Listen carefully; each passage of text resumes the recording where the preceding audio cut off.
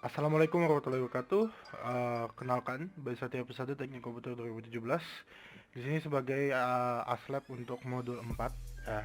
Karena perubahan sistem yang dari langsung menjadi online, maka akan dijelaskan modul 4 melalui video tutorial berikut. Oke. Pertama, modul 4 itu membahas masalah makro dan juga prosedur. Oke. Untuk prosedur, prosedur itu adalah sebuah subroutine yang isinya itu adalah instruksi-instruksi. Ya, jadi ada instruksinya, ada banyak. Oke. Nah, si prosedur ini akan dipanggil di call nama prosedurnya, prosedur name misalnya. Dia akan menjalankan instruksi di dalamnya, misalnya move AX, BX, move AX, CX, dan lain-lain sampai dibilang red terus NP. Oke. Itu untuk prosedur. Jadi dia akan dipanggil ke suatu tempat dan dia akan menjalankan instruksi-instruksi yang ada di dalamnya. Ya. Oke. Biar agak cepat. Terlalu Oke. Ya. Oke. Kemudian ada juga yang namanya makro. Oke, makro itu kalau misalnya di dalam bahasa sih dapat dikenalkan sebagai sebuah modular ya. Namun menggunakan parameter passing. Prosedur juga bisa dibilang modular. Namun makro ini bisa ngepass parameter. Oke. Jadi kalau kita mau ngebuat makro itu pertama kita bilang makro terus kita kasih dulu namanya misalnya print terus habis itu makro.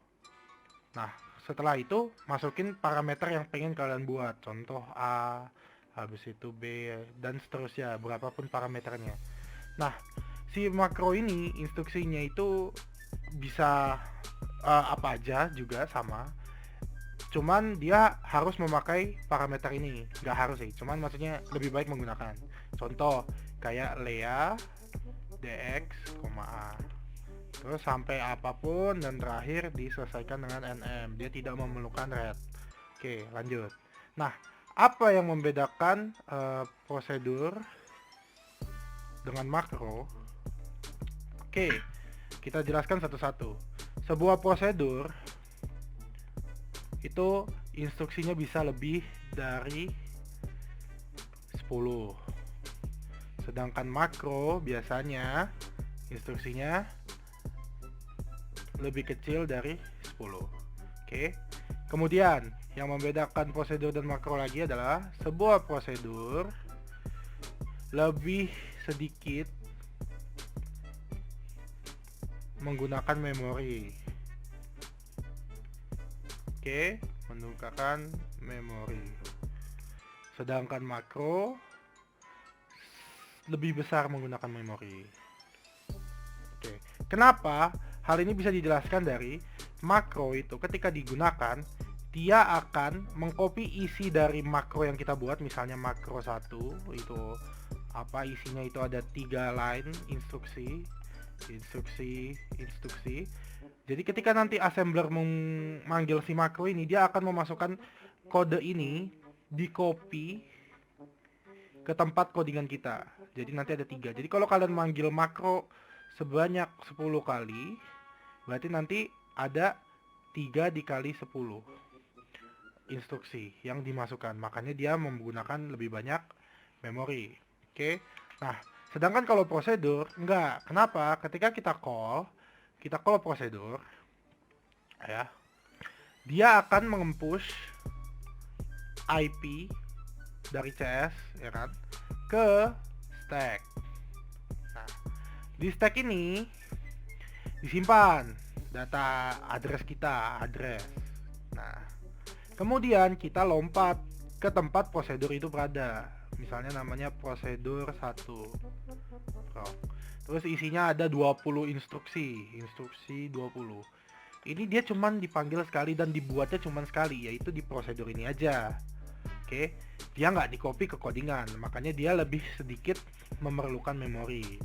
Namun untuk praktikum kali ini tidak terlalu berasa karena masih sederhana. Oke, nah kemudian kapan penggunaan makro itu digunakan? Oke, contoh misalnya yang gampangnya kita mau ngeprint data. Data itu misalnya ada di variabel data 1, dia DB, terus isinya ayo gitu misalnya. Oke, terus diakhirin $, jangan lupa. Oke. Apa yang kalian lakukan ketika kalian mau ngeprint data? Kalian harus melakukan move AH, 09H.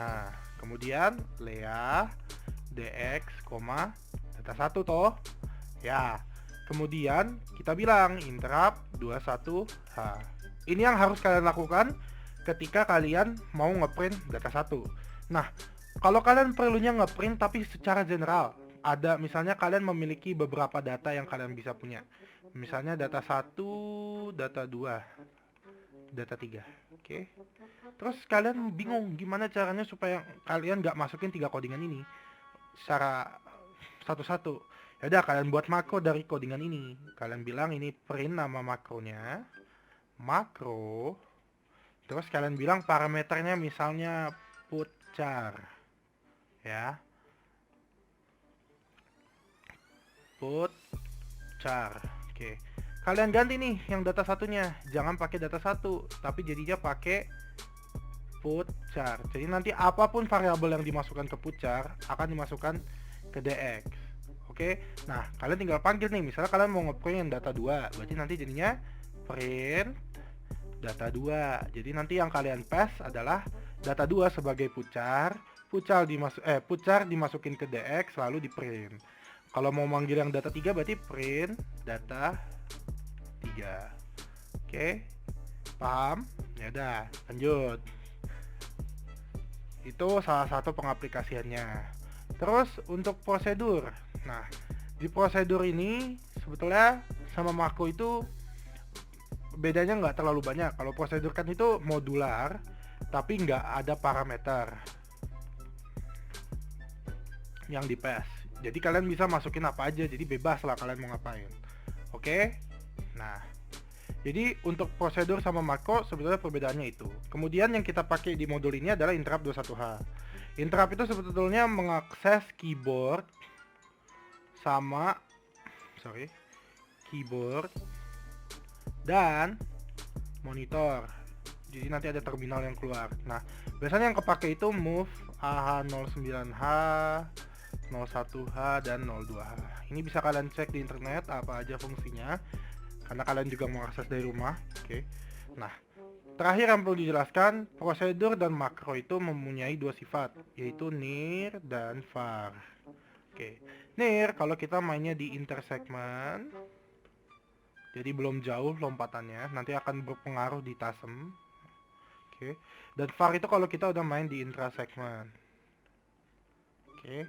Ini nggak terlalu kepake, jadi nanti kalau misalnya manggil prosedur gak usah kalian tulis near atau far. Oke. Nah, paham sampai sini? Nah, terus untuk prosedur sama makro sebetulnya cuman sampai sini aja penjelasannya. Nanti untuk misalnya CS akan diperlihatkan soalnya di tempat pengumpulan CS-nya. Jadi nanti akan berbeda-beda setiap kelompok. Dan juga pastikan kalian semua menulis asisten yang untuk modul online itu BS. Oke. Nah, setelah itu kalian perlu membuka link gg.gg/tasemin. /tasemin. Oke. Ini kalian tonton dulu, tapi kalau misalnya kalian udah lihat yang di scale, ya itu sama. Jadi kalian itu nanti bakal ngebuat program dalam bentuk bla bla bla.asm. Ini pakai penamaan yang MYTT32 SBK dan lain-lain. Kalian bentukin ASM dan kalian jalanin di Tasem. Kalian jalanin di Tasem, nanti buat linkernya, bikin objek, terus terakhir exe-nya kalian run. Oke, peringatan awal dari gua, Kalau kalian pakai Tasem, nanti dapetin hasil nilainya exe, jangan pernah dijalanin di CMD. Kenapa? Karena kalian akan merusak laptop kalian sendiri dan tidak bisa dibenerin. Karena register di dalam akan terubah semua. Oke? Jadi jangan sekali-sekali kalian ngejalanin exe-nya di CMD. Kalau sudah gitu, kalian harus ganti laptop dan tidak bisa dibenarkan.